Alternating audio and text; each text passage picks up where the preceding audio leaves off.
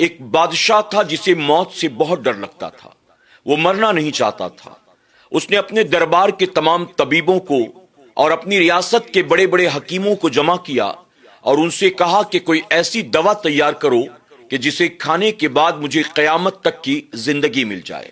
آپس میں رائے مشورہ کرنے کے بعد ان تمام حکیموں اور طبیبوں نے بادشاہ سے کہا کہ بادشاہ سلامت، فلاں ملک میں کچھ ایسی جڑی بوٹیاں ملتی ہیں کہ جن میں آب حیات کی تاثیر ہوتی ہے.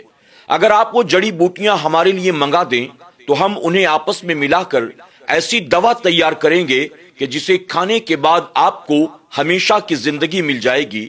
آپ کے دل سے موت کا ڈر جاتا رہے گا. یہ سنتے ہی بادشاہ بڑا خوش ہوا. اس نے فوراً اپنے تمام وزیروں کو بلایا اور 5 وزیروں کو اس کام کی ذمہ داری دی. اس نے حکم دیا کہ فوراً تیاری شروع کرو، اس ملک میں پہنچو، بادشاہ کو میرا سلام پیش کرو اور بادشاہ سے کہو کہ میری خاطر وہ ان جڑی بوٹیوں کا انتظام کرے. بادشاہ کا حکم سنتے ہی وہ 5 وزیر سفر پر روانہ ہوئے. اس ملک میں پہنچنے کے بعد وہ بادشاہ کے دربار میں حاضر ہوئے. اپنے ملک کے بادشاہ کا سلام اور پیغام پیش کیا اور کہا، ہمارے بادشاہ کو ہمیشہ کی زندگی کے لیے ان جڑی بوٹیوں کی ضرورت ہے. آپ فوراً ان جڑی بوٹیوں کا انتظام کر دیں تاکہ ہم لے کر اسے واپس روانہ ہو سکیں. یہ سنتے ہی وہ بادشاہ قہقہے لگا کر ہنسنے لگا. اس نے فوراً سپاہیوں کو حکم دیا کہ ان 5 وزیروں کو لے جاؤ اور قید خانے میں ڈال دو. ان 5 کو گرفتار کر کے قید خانے میں ڈال دیا گیا.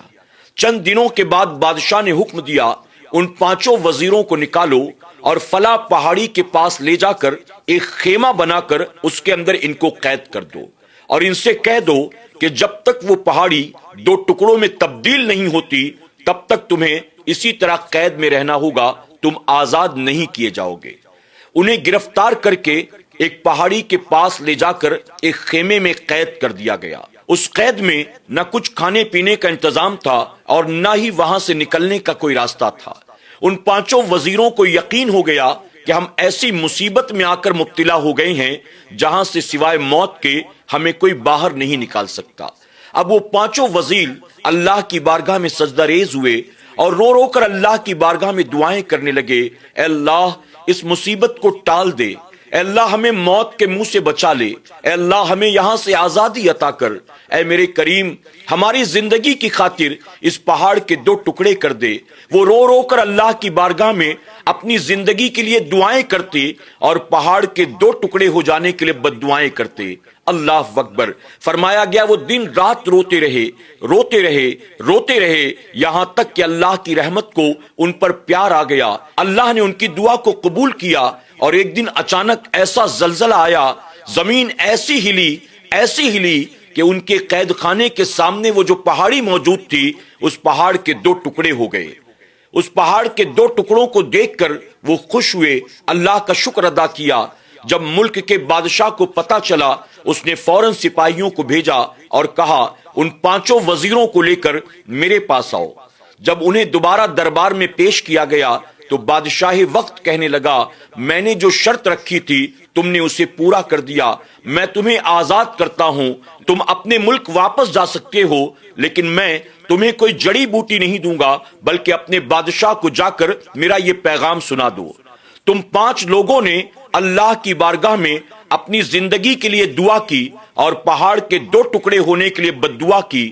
اللہ نے تمہیں زندگی دی اور تمہاری بد دعا کی وجہ سے اللہ نے پہاڑ کے 2 ٹکڑے کر دیے. جاؤ جا کر اپنے بادشاہ کو میرا یہ پیغام سنا دو.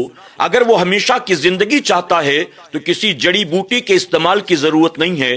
وہ اپنے آپ کو رعایا کی بد دعا سے بچائے، وہ کسی پر ظلم نہ کرے، وہ غریبوں، یتیموں، مسکینوں، کمزوروں، بیواؤں کی مدد کرے، ان سے دعائیں لے. اگر رعایا کے حقوق کو بادشاہ ادا کرے گا اللہ تبارک تعالیٰ اس کی عمر میں بھی برکت عطا کرے گا، اللہ اس کو عزت بھی عطا فرمائے گا، اللہ اس کو اقتدار بھی عطا کرے گا اور دنیا سے جانے کے بعد ہمیشہ کے لیے اس کا چرچا ہوگا. لوگ نیک کاموں کی بنیاد اسے یاد کریں گے، اس سے محبت کریں گے. تو ہمیشہ کی زندگی اگر بادشاہ چاہتا ہے تو کہو رعایا پر ظلم بند کرے اور رعایا کے حقوق کو ادا کرے. اللہ رب العزت کی بارگاہ میں دعا ہے کہ میرا کریم ہم سب کو بھی حقوق اللہ اور حقوق العباد ان کے وقتوں پر ادا کرنے کی توفیق عطا فرمائے۔ کسی پر ظلم کرنے، زیادتی کرنے، گالی گلوچ کرنے، بہتان عائد کرنے، طنز و طعنہ کرنے، کسی کا مذاق اڑانے سے بچنے کی توفیق عطا کرے۔ اللہ ہمیں اپنی رضا والی زندگی اور اپنی رضا والی موت عطا فرمائے۔ آمین یا رب العالمین۔